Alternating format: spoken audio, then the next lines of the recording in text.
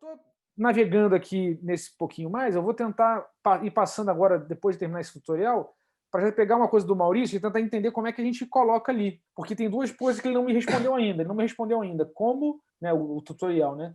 Como que ele faz para atualizar dinamicamente alguma coisa, seja para filtragem, ou seja, para, de fato, buscar uma informação na web. E a outra coisa que ele não me disse como ele faz é como ter múltiplas rotas. Eu quero ter múltiplos dashboards, 2, 3 dashboards com a mesma coisa. Como é que ele vai tratar isso para mim? Então, são coisas que eu quero observar. Acho que essa é a grande missão do que a gente está fazendo aqui, que vai ajudar o Maurício na meta dele lá.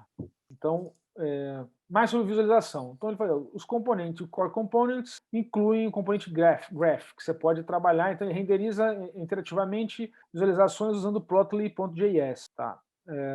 Tem 35 tipos de charts, né, de gráficos, vetores com SVG, enfim, e WebGL. Então, é um negócio robusto. The Figure Argument. Tá? Então, o figure do Graph é o mesmo figure do Plotly.py, entendi. Então o Plotly já é open source, então basicamente o Plotly, ele, acho que você configura, escreve um monte de coisa e aí você consegue serializar aquele objeto que representa um gráfico para JSON e aí tem uma máquina que acessa isso no JavaScript e consegue compor isso dinamicamente. Não é parecido com o que o React propõe. Ele está usando outro esquema, né? O scatter e tudo mais, lê o CSV. Aí tem aqui, ó, que bonito o gráfico. Ó. Isso aqui é bem legal. O que ele está fazendo, hein? Como é que ele está dizendo qual é o label? Eu tenho figure, beleza.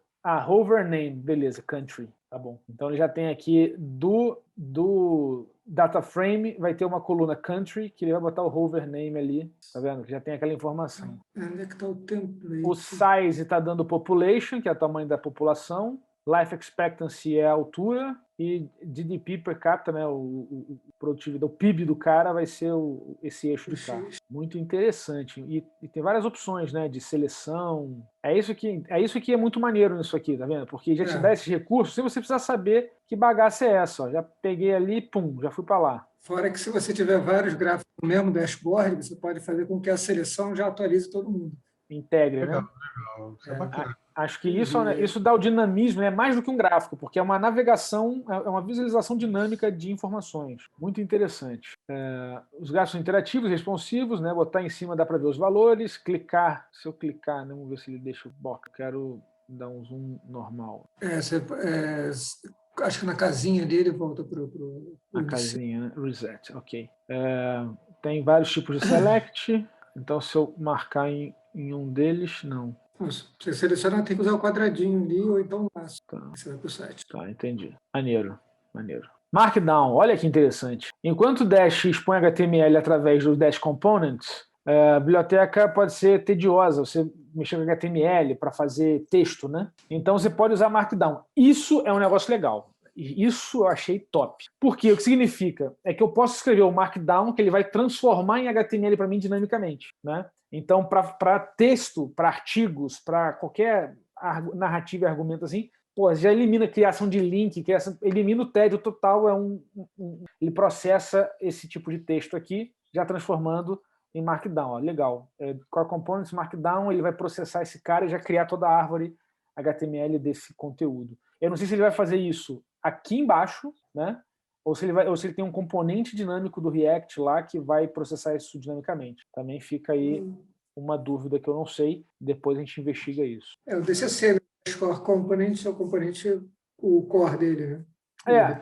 Mas eu não sei se ele pega, por exemplo, se ele vai pegar o Markdown e vai instanciar e transformar em HTML por debaixo dos panos antes de mandar aquilo para o React. É isso que eu não sei se ele vai fazer. Isso aí eu nunca usei o Markdown.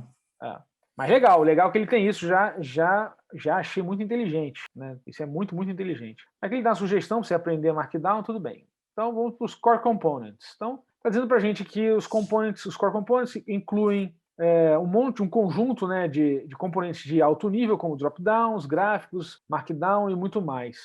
Como todos os componentes do Dash, eles são totalmente declarativos, o que é legal para a gente poder reaproveitar código. Cada opção da configuração está disponível como um argumento de palavra, de keyword, né? Você pode ver todos os componentes numa galeria. Olha que interessante. Vamos ver essa galeria. A galeria dos componentes. Down. É legal que ele dá as dicasinhas, né? Legal. Aí tem outro tipo de drop-down, multi-value, tá vendo? Interessante isso. Aí já te dá um padrão aqui, porque ele vai label e o valor, né? Interessante. Slider também, maneiro. Te dá o step. Cara, bem poderoso, hein? O negócio Bem poderoso, bem interessante. então, o que eu te falei, que o negócio do leaflet foi um componente criado por um cara só que faz isso, que é um componente que é... Tem o range slider, legal. Isso aqui é maneiro, você vê de tal dia a tal dia, sabe? Para fazer um filtro. O input, beleza. Text area, ok. Checkbox, legal. Rail, tá. Botão. Aqui é interessante, hein? Directories não tem um button, né? Nesse cara. É o componente HTML padrão que faz o trabalho sujo. Mas eles incluem aqui também porque this one is the one plain HTML component that's... Tá, é porque o botão, eles incluem no core components também porque o HTML tem os callbacks, né? Que a gente ainda não entendeu como funciona, tá na minha pendência aqui. A gente está cercando o problema. Então, o maneiro do processo de aprender, assim, investigar um assunto desse, é que assim, não pode ter muita ansiedade. Não sei o quanto a gente vai evoluir, como a gente vai fazer, mas a gente vai cercando e correlacionando com tudo que tem que criar esse big picture, né? Por isso que eu estou sempre falando, quando eu entendo alguma coisa, eu estou falando. E eu faço isso que nem um doido aqui, sozinho comigo também, né? Porque eu estou aqui ao vivo com você, não, né? Porque esse processo de explicar verbalmente exige que eu escolha as palavras adequadas. Isso faz com que eu linke os conceitos e consiga entender melhor o que está rolando. Tá? Então aqui eu vou tentar entender o que ele está fazendo, porque eu tenho aqui o dash legal, ele me dá o layout com div, tem um botão do submit, tem aqui um ID output container button, em que ele bota aqui children enter value and press submit. Tá, tem um input aqui na div antes, beleza. E ele tem um callback, app.callback. Tá, então aqui já fiz o seguinte, o fato dele ter app.callback, ele já está dizendo para mim que isso vai ter alguma configuração de rota, entendeu? Porque é muito... O Flask tem aquele esquema, né, de você bota @app.root para você configurar uma rota e tudo mais. Só que os callbacks, eu não preciso de rotas. Ele tem um protocolo que o Dash está criando, eu não sei detalhes dele, mas claramente é um protocolo que ele cria para poder fazer essa comunicação, para ele mandar a informação para o back-end e aí, pelo SPA dele lá, ele vai mandar para o back-end, o back-end processa, manda de volta e ele pega e faz alguma coisa com isso. Então, o que ele está fazendo aqui, né? Dash.dependencies.output. Então, tem que ver que esse dependencies é novo para a gente. Então, já está, ó, olha que interessante. O callback, ele deve ter parâmetro, tá? Eu estou configurando um decorator para depois eu ter uma função de fato que vai fazer alguma coisa. Então, o que esse cara está fazendo, né? Tem esse dependencies.output. Estou dizendo, quem é o output da callback? Vai ser o output container button, tá? O filho dele. É esse atributo desse cara. Aqui é o ID, tá vendo? Esse ID aqui, então vai mudar alguma coisa aqui, que eu não sei o que é. Aí está dizendo quem é o input. Então, o input é o button. Então, quando o button ele está fazendo um mapeamento, é o seguinte, quando esse cara aqui, quando ele executa, porque ele não executa o update, ele executa o decorator. Isso é uma coisa do próprio Python. Que ele faz o seguinte, é como se eu fizesse, deixa eu te dar um exemplo aqui, para isso ficar bem claro na sua cabeça. Então, vamos dizer que eu tenho aqui uma função add A e B. O que ela vai fazer? A mais B, certo? Então, se eu chamar esse cara aqui add 2 e 5, 2 e 4, vai dar o quê? 6. Pronto, 6. Agora, eu quero fazer o seguinte, eu quero fazer eu quero que essa função, mudar o componente dessa função sem mudar o conteúdo dela. Então, vamos dizer que eu quero fazer o seguinte, eu quero criar um cara que é vou dar aqui, um def poll, e ele me retorna o quê? Que é A vezes A, tá? Então, eu quero fazer o seguinte, ó, add poll 2, poll 3. E deu 13, porque 2 vezes 2, 4, 3 vezes 3, 9, 9 mais 4, 13, certo? Só que veja que eu tive que mudar aqui os parâmetros. Eu tô tendo que, se eu estivesse usando a função add em vários lugares do meu código, eu estou tendo que mudar esse cara aqui. Como é que eu posso fazer? Eu posso definir o poll como um decorator, certo? Então, o que eu vou fazer? Eu vou botar aqui, ó, def poll, vai receber uma função, tá? Uma função f. E aí, quando eu executar o poll, eu estou, na verdade, criando uma outra função que vai envolver a função f. Então, geralmente a gente chama ela de wrapper, tá? Vou manter essa assinatura aqui, a assinatura do que eu quero, do A e B.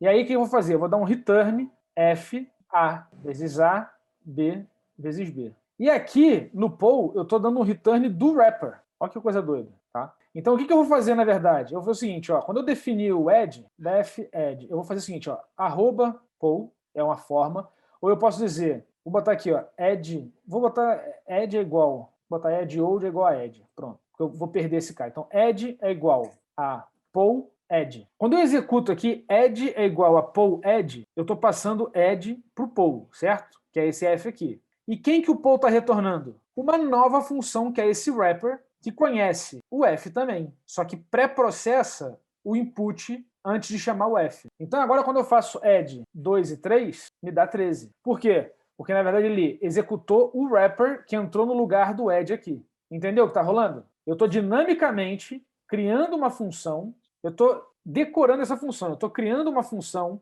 wrapper, tá? O poll cria uma função wrapper que envolve e muda o comportamento ou da entrada ou da saída da função que eu passei, no caso o add, e aí o return do poll é esse wrapper que é uma função criada dinamicamente, com esse comportamento. Então, esse add aqui não é o nosso add lá de cima. Esse add aqui é um wrapper que conhece o add que foi passado para o poll aqui. Se eu chamar o poll de novo, ele vai criar um outro wrapper. Se eu chamar de novo, vai criar um outro wrapper para qualquer função que eu passe para cá. Uma forma de eu escrever isso aqui no Python é o quê? É @poll def add a e b retorna a mais b. Quando eu venho aqui, digo quem é o add, ó, é o poll wrapper. Porque essa forma aqui, isso aqui é um açúcar sintático para ele definir essa função e passar ela para o poll. E aí o add, que é o nome da função, vai ser, na verdade, o wrapper do poll que já está envolvendo, está decorando essa nossa função aqui. Então, o decorator é uma forma de eu mudar o comportamento da função sem mexer no código da função. Eu mudo ou a entrada ou a saída, mas eu não mexo no meio dela,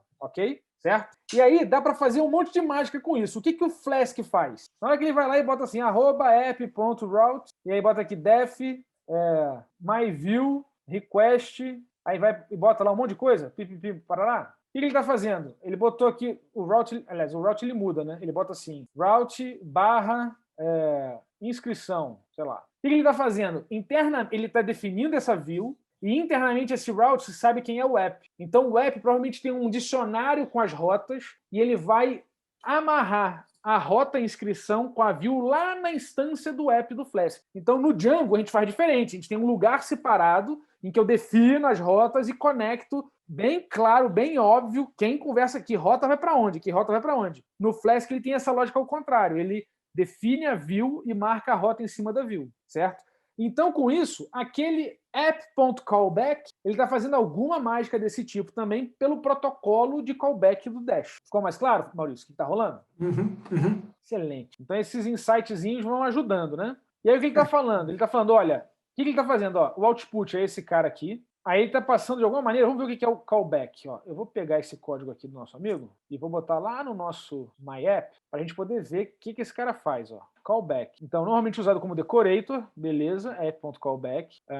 Uma callback server-side relacionando valores, um ou mais valores, beleza. Então, ele diz o seguinte, ele espera um ou mais output e um ou mais input. Então, aqui é legal porque ele já me diz o seguinte, é uma relação N para N. Eu posso ter 3 ou 4 outputs, 3 ou 4 inputs. Quando eu mexo no input, chamo o callback e atualizo o output. Quando eu mexo em qualquer um desses inputs, sacou? Então, interessantíssimo isso. Interessantíssimo. A última opção é o Prevent Initial Call, beleza. Que faz a callback não disparar quando os outputs são adicionados na página. Tudo bem. Então, se eu já informo alguma coisa que depende da interação do usuário e posteriormente ativa, eu dou esse Prevent Initial Call, senão quando ele mostrar que, pelo que eu estou entendendo, o padrão é false, né?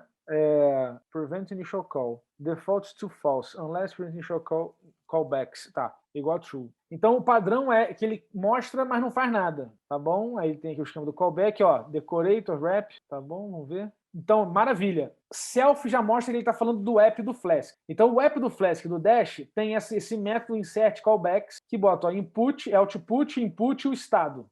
Então, é exatamente isso. É um esquema de rotas. Vamos até nele para ver o que ele está fazendo. Ó. Tá? Beleza, callback spec, ele está registrando isso, mapeando aqui o input, o estado. Tem um mapa de callback. Client-side callback. Tá? Ele não vai me mostrar de cara qual é a rota, porque isso está muito na infraestrutura da coisa.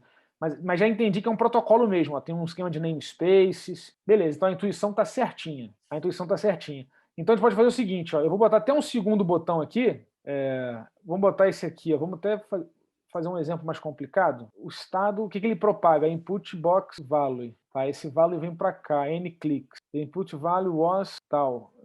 Tá, vamos rodar esse cara para a gente ver ele funcionando? Vamos lá, roda esse malandro. Opa, já está usando. Deixa eu vir aqui no meu terminal, cancela esse cara. Posso agora rodar de novo aqui, direto, beleza. Então, o input, viu que ele fez a primeira chamada, tá vendo? Vamos botar o prevent. Deixa eu botar aqui o prevent. Ele passou esse aqui. Aqui é o input, o state. Então eu vou botar mais um aqui que é o prevent.